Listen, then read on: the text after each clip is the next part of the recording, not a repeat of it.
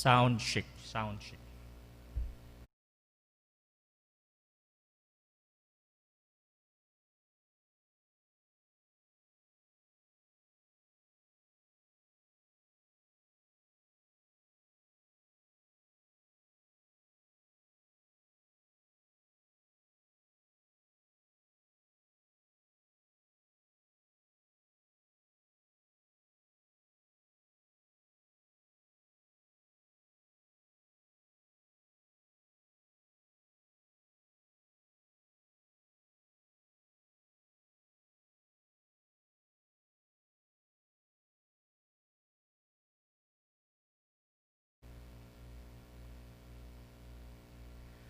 Maayong gabi sa tanan.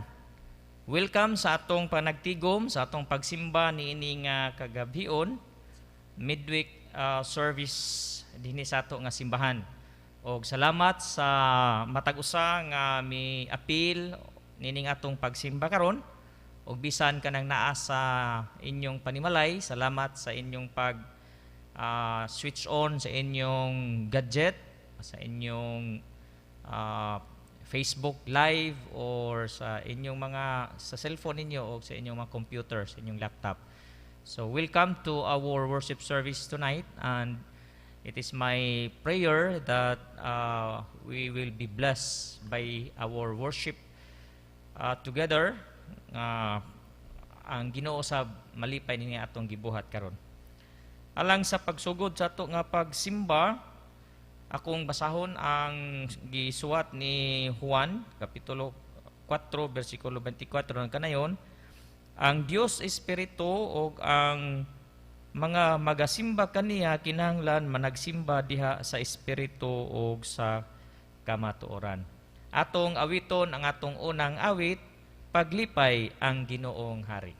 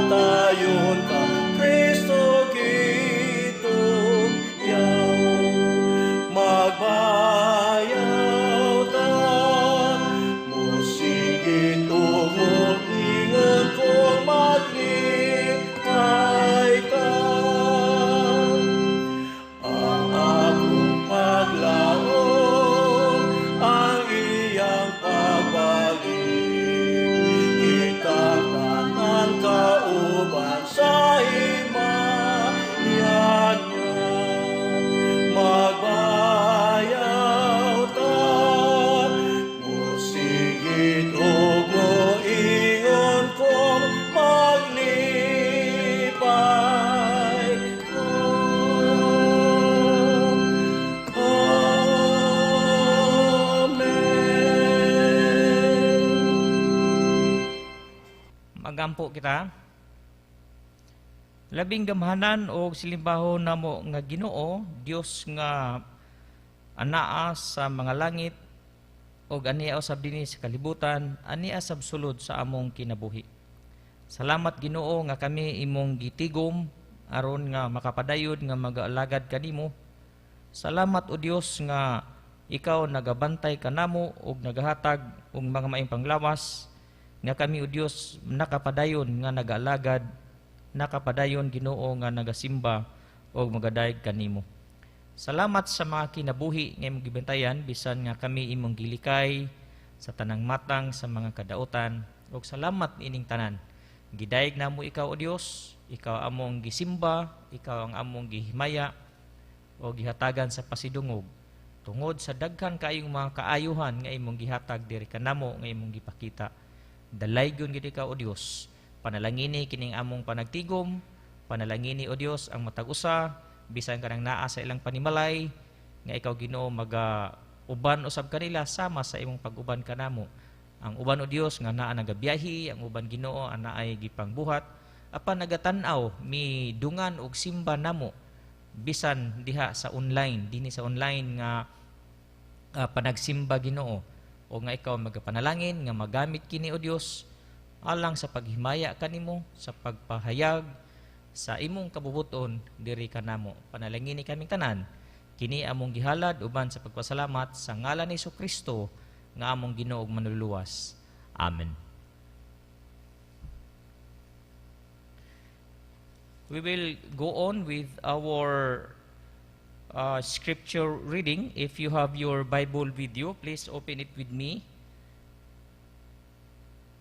to the book of Hebrews chapter 11 verse 24 to 27, and I'll be reading from the King James Version.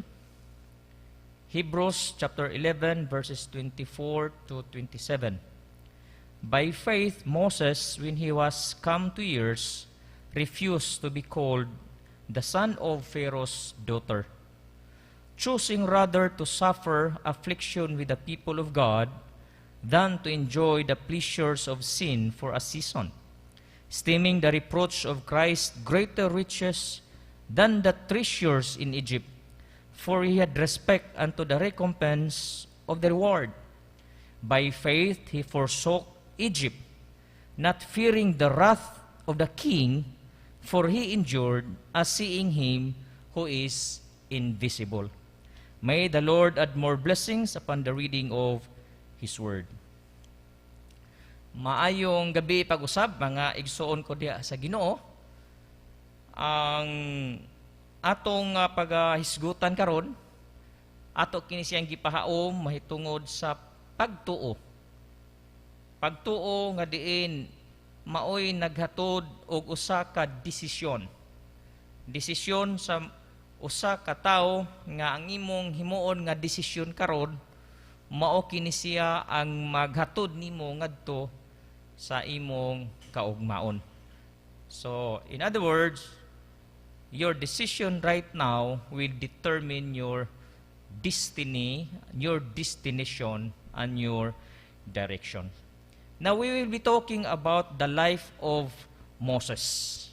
As we have known, Moses ranks along with Abraham, David, and Daniel as one of the truly great men of the Old Testament times. Moses was fortunate to have believing parents. For them to hide their baby, their son, that was an act of faith. Now, it took faith to hide their son in a very place where other babies was drowned. The parents of Moses took him to the very last spot which carnal reasoning would have suggested. Now, whether you think Moses as a liberator, Moses as a lawgiver, or Moses as a leader, you are confronted, and we are confronted with this man whose greatness increases the more you know about him. Therefore, our title for this evening, I'd like to share with us, by faith, Moses refused. Now, refuse here, Moses knew how to say no. This is the very important thing. Nga ngay natong pagabuhaton, mga igsoon ko, isip nga magtutuo sa Ginoo. We should know, kinahanglan makabaluta, nga mo balibad. Mo na yung binisaya ni, mo balibad. Now, the word refuse, in the Greek word is ernisato. Now, this is built on the aorist tense, from the root word arniomai, which means literally to reject, to deny, or to disown totally. Now I've noticed this is built on the aorist tense, and the aorist tense implies in the Greek completely, entirety, fully, utterly, and thoroughly. In other words, Moses refused the things that was offered to him completely. Now, it does not mean that dunay haphazard nga desisyon. No? It does not imply that Moses refused 90% of the thing. Kaya doon na siya giganahan. No. But it was a totally decision to refuse. And from this word, refuse, I'd like to share with us 3 important things that we can learn about Moses refusing everything. Okay, number 1, Moses overcame the throne of this world by faith. Okay? Now notice the word throne.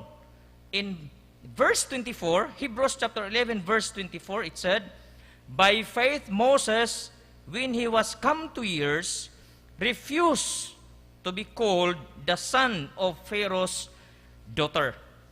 Now remember, Moses had been found. He was a foundling baby boy. In his little toy ark, he was put inside the basket, and he was found by no less than the princess royal of Egypt. She had adopted him and taken him into the palace in order to be trained to rule. Moses was learned in all wisdom of the Egyptians, and this is the declaration of the Holy Spirit in the book of Acts.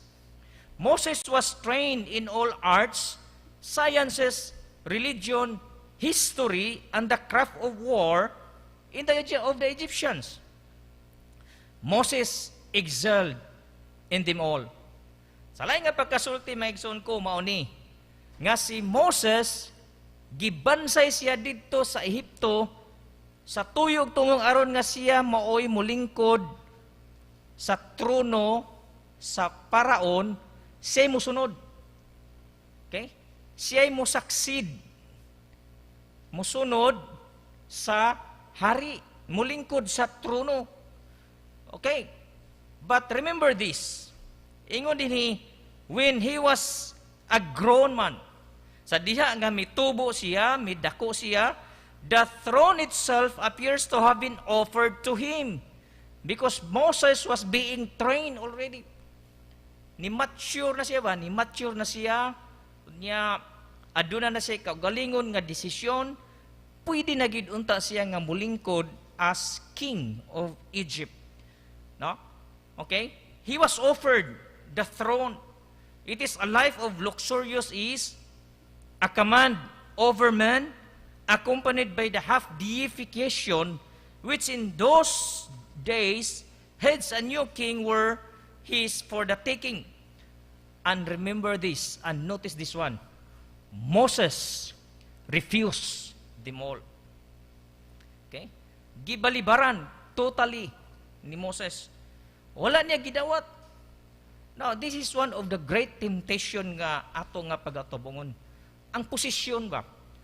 Now, once it is offered to you, niya, nakita nimo nga kana nga pag-offer, just like Moses iyang nakita nga, dili man ni maoy para nako nga posisyon. So, unsa man giingon diha? Ang answer na sa verse 24, kato atong gibasa kaganina, Moses walked by faith. By faith, he declined the offer of the throne. He went further. He refused to be called the son of Pharaoh's daughter. Not only that he refused to sit on the throne, but also he refused being called as a son of Pharaoh's daughter. Kanindot arabaan nga posisyon na. Imagine na, imong mama princess or imong ginikanan prinsesa, Unya doon na posisyon nga giandam para nimo. But Moses refused. He refused the throne of this world.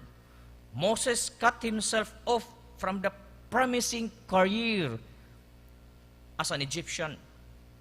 Moses said in his own life, I'd rather to be a slave fulfilling God's purpose than to be king of Egypt. And God's purpose was more valuable than position to Moses. Kanindot ani nga desisyon na nga gihibuhat ni Moses. It was a great lesson for us nga ang pag-offer sa iya luxurious life, but his decision ingon siya nga dili ko mudawat ngano man, because of my faith in the true God, mas valuable nako ang purpose sa Ginoo. So that's the thing. Moses overcame the throne of this world by faith. Number 2, Moses overcame the thrills of this world by faith. Now notice this word, thrills. I use the word thrills, but this implies excitement, delight, or joy, or ecstasy. Okay? Ecstasy, kaanindot, no? Makahatag na to og kadasig ang kinina sa kalibutan. But Moses overcame this one. In Hebrews chapter 11, verse 25, it said, choosing rather to suffer affliction with the people of God than to enjoy the pleasures of sin for a season. Now, Moses refused the pleasures of sin by faith. Okay? Not only that he refused the throne, but he refused also the enjoyment of doing sin. Okay? Life would have been much easier for him. Sa iyon raunta ang kinabuhi ni Moses. Imagine, leader na unta siya. Mahimo na siya nga hari. Unya, daghan na kayo siya nga kalipay, nga mabuhat. Pero, ingon siya nga kung magpabilin ako, okay, magpabilin ako sa palasyo, kana siya puno sa kasalanan. Kalipay, apan, puno sa kasalanan. He said, to stay in the palace would have meant ease and affluence as compared to the trials and suffering of his people. Naingani mga igsoon ko. Gi-compare ni Moses. O ato siya sa palasyo, malipayon siya, okay? Malipayon siya kanang hayahay ang kinabuhi.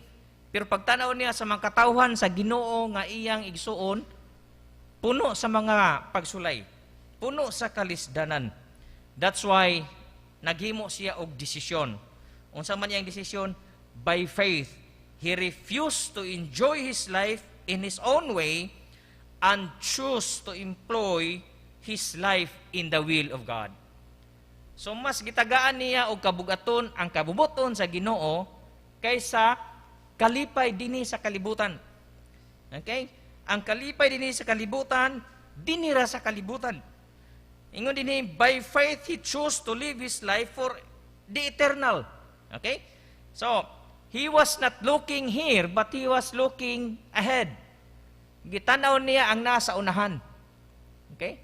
Although nga nagkinahanglan ta nga malipay ta karon dinhi, apan temporary ra ni. Ang gitanaw ni Moses ang iyang eternity asa siya padulong. Okay, ang kabubuton sa Ginoo nga kining atong gibuhat dinhi karon, preparation kini siya, pagpangandam kini siya sa umalabot nga eternity didto sa langit. So mayo dinhi. Now, the comment of I've read a comment, ingon siya din, men of faith don't waste their lives on that which is passing, but rather, they would build their lives on that which is permanent. He knew, Moses knew, he was not going to be satisfied with things that would last only for a season. He wanted that which was eternal. Naingani, nasabtan ni Moses nga iyang pagkahari mubo ra. 40 years old naman siya. Okay. Mubura iyang pagkahari, ang iyang kalipay dinhi sa kalibutan. Pero ang iyang gitanaw mga igsoon ko, dili lang sa kalibutan, gitanaw sa niya ang kalipay dito sa unahan. Kaya importante kay ni siya sa ato nga pagpangalagad sa Ginoo. And that's the correct values that Moses have shown to us. Okay? He had a correct values.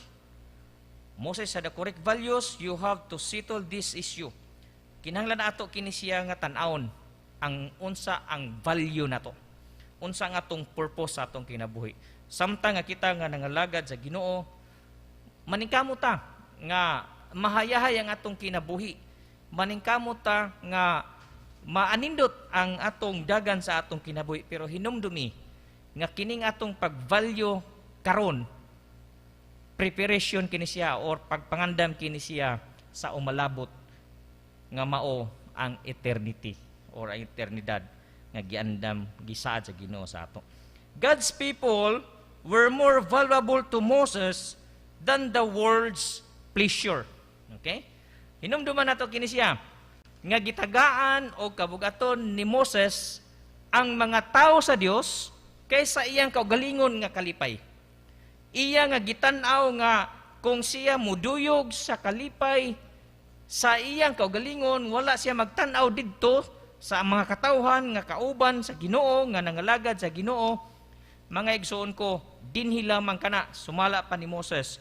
Wala siya magtan-aw niya na kundi ang gitan-aw ang karon o ang pumalabot. Now at this point in life of the people of God, okay, ang mga Israelites they were used as slave labor in Egypt. Okay? Na-under sila sa pagkaulipon, nailalom sila sa pagkaulipon sa Ehipto. And they were building pyramids. And given this situation, how would you react? Okay? Ang mga katawan sa Ginoo nagantos, ang mga Egyptian nagmalipayon. Kung ikaw mo'y naa sa tiil or sa sapatos ni Moses, unsa may imong buhaton? Asa man ka mo dapig, asa man ka mo pahiluna sa imong kagalingon, and you are looking now, at the same time you are looking your future. Okay? Now, kung kalibutano na atong paglantaw, mas nindot diri sa Egyptian, sa Egypt. But Moses, okay, the lesson is, Moses refused the pleasure in this earth because he is looking forward to what is ahead. Okay? Moses chose pain over pleasure.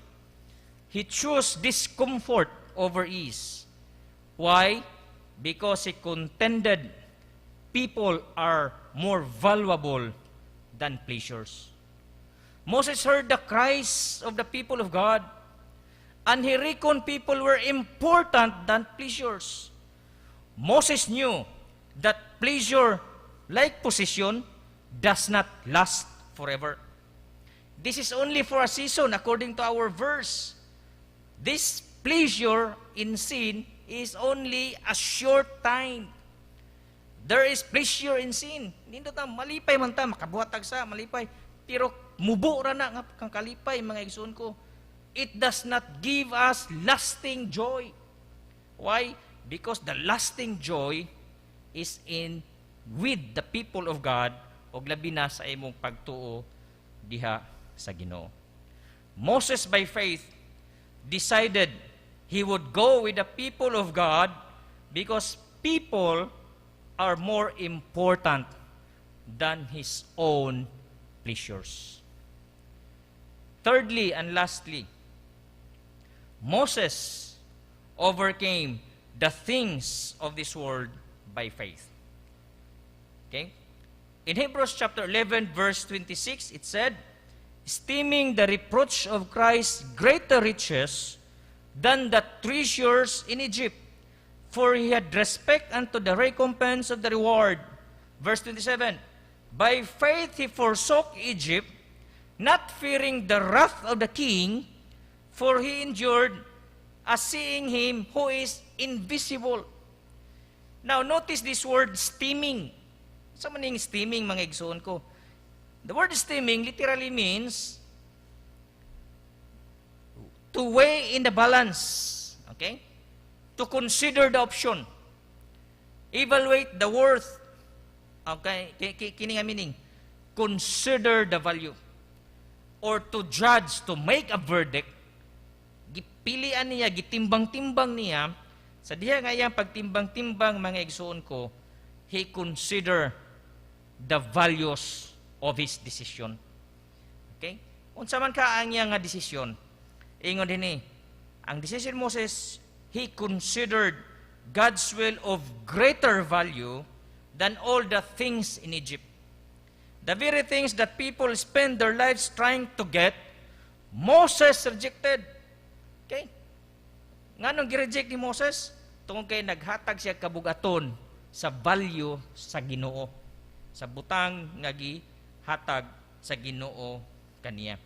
Now, there are few things in life that are more important than things. Okay? There is a wonderful peace of mind that comes about you, a satisfaction, a sense of fulfillment when you know that you are in the will of God. Nindot man na siya, no? Kung ikaw naa sa kabubuton sa Ginoo, nagtrabaho ta, nagmuhat ta, nangalagad ta, nga naa sa Ginoo, natay murang nasatisfy ta. Natagbaw ta ba? Bisan tuod nga niagi tag kalisod, pero ang kagaan, ang kaanindot sa pagbati, mga igsoon ko, kung ikaw nakasiguro nga naa ka sa kamot sa Ginoo, naa ka sa kabubuton sa Ginoo. Mao po nang gibati ni Moses. Adto siya sa Egypt, malipay kita hay, pero inikagabi mawa. Okay? It's a short time. That's why he made a decision and he overcame the things of this world because of his faith in the Lord. Na mga igsoon ko, dunay mga comment nga, dili kuno kakapalit o kalipay. Okay? Dili nimo mapalit ang kalipay. You cannot purchase joy. You can purchase temporal happiness. No? Kanang mubo ang kalipay ba? Example, nagpalit ko og sakinan. Okay?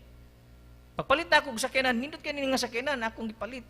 So, tang drive ko, lipay ko 3 months after, sabay mahitabo. Murag kita pud kang lain nga sakinan, nindot man tong nga sakinan kaysa ani ako. Di ba? So, nalipay ka karon kay nakapal kag sakinan, pero pag kita nimo lain pod, mura na pod kag mag-desire adto. Okay? Mao na ang gibati ni Moses. So that's why iniingon siya nga, I would rather be in the hands of God than to be with the other people with short and kining ang ilang happiness, ang ilang kalipay mubo lang. So morning boot pasabot ani. You cannot buy happiness, but it is a temporary happiness. Okay? O nga pinagi ni ana si Moses, naghimo siya og dako nga desisyon sa iyang kinabuhi.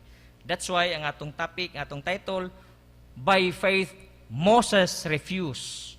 Unsa may iyang gi-refuse? The throne of this world by faith. Moses overcame the thrills of this world by faith, and Moses overcame the things of this world by faith. Now, in our concluding comment, mga igsoon ko, ingon din your life is built on character, and character is built on decision.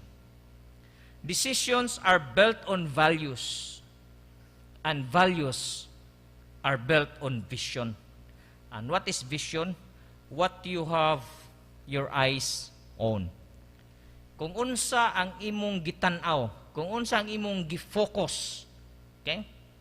Mao kana siya, mga igsuon ko, ang imong vision.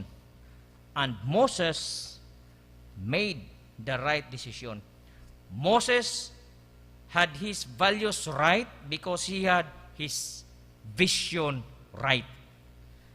And Moses never took off his eyes on the goal. Wala niya gitanaw, wala niya kuha ang iyang pagpangtanaw sa iyang kalabuton. Unsa man iyang kalabuton? Because he was looking ahead of the reward that God had prepared for him. He suffered today with the people of God, and yet the satisfaction, okay, ang kalipay, ang katagbawan, ana atong kay naa siya sa kamot sa Ginoo, o kana siya pagpangandam sa reward nga giandam sa Dios ngadto kaniya. And I know when God promises to Moses, made a promises to Moses that God will give him the eternal joy, and that promise also is given to us right now. Gihatag po na sa Ginoo kana kini siya nga saad. O kini nga saad mga igsoon ko, ato kini siyang maangkon pinaagi sa usa ka butang. Unsa mga usa ka butang? Gibuhat ni Moses, by faith Moses made the right decision. And I'd like to challenge each one of us in my conclusion. I'd like to challenge each one of us. Make a decision right now, because your decision today will determine your destiny. Our decision karon, kung gusto ka nga mahimong successful in the future, then make a decision right now. Kung gusto ka nga makabaton o kinabuhing walay katapusan, himo og desisyon karon. Unsa nga desisyon na? Moses did it, King David did it, Daniel naghimo usab siya ani nga desisyon, o kana nga desisyon ang pagsalig, ang pagtuo sa buhi nga Dios nga nagsaad og kinabuhing walay katapusan. Ug mausab kana nga desisyon ang angay natong pagabuhaton karon. Make a decision to put your life diha kang Hesukristo nga atong Ginoo. Itugyan imo kinabuhi kaniya, salig kay si Ginoong Kristo nagsaad og kinabuhing walay katapusan, kinabuhi nga madagayaon, kinabuhi nga daghan o kalipay didto nga walay katapusan nga dapit. Daghang salamat og maayong gabi sa tanan.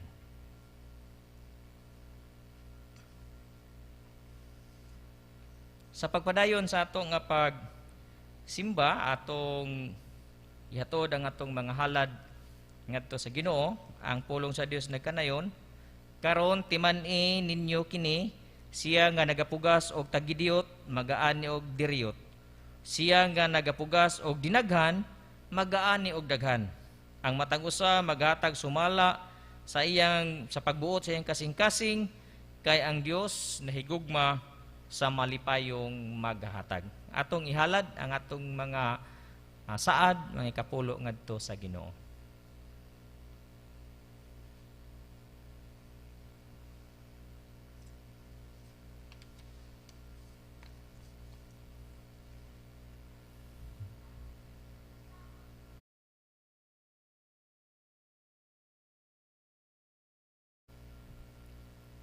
Mag-ampo ta para sa halad.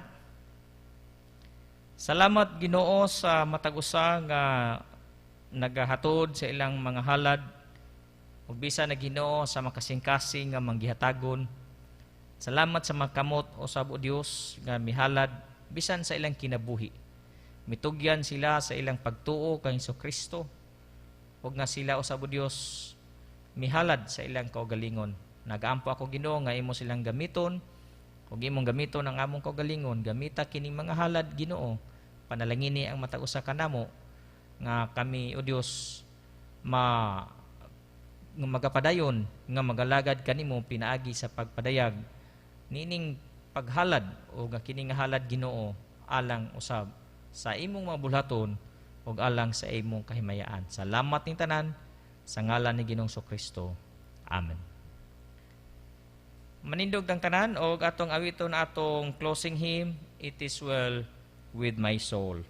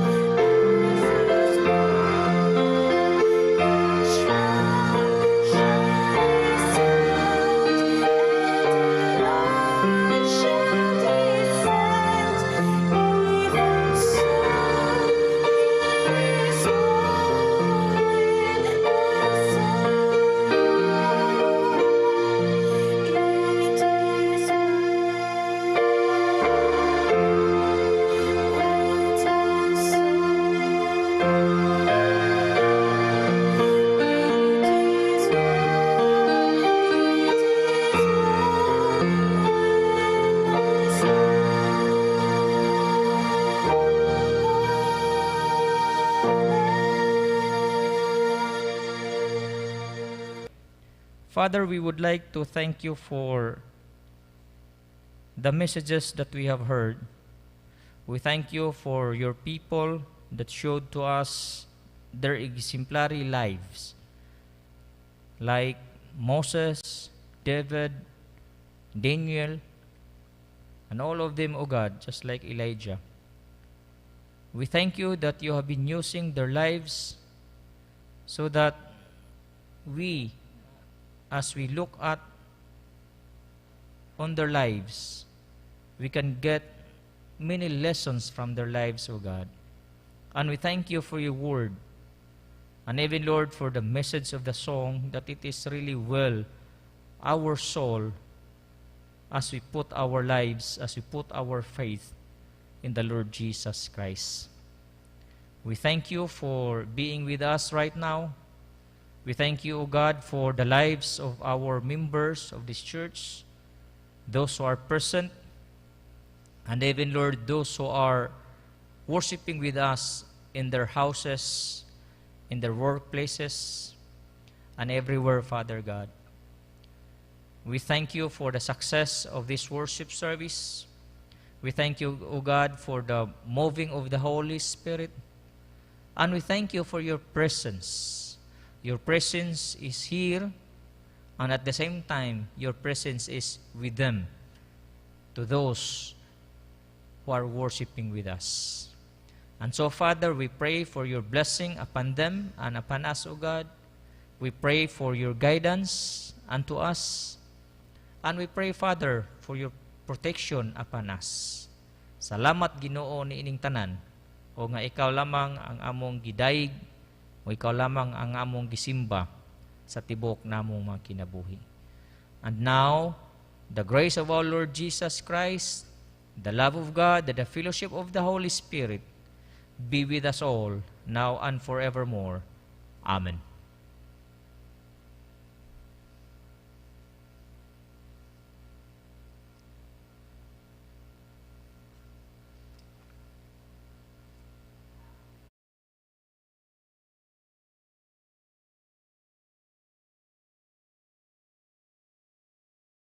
Our homes, and even those who are worshiping here, we thank you. May the Lord continue to bless each one of us, and see you next time in our worship service.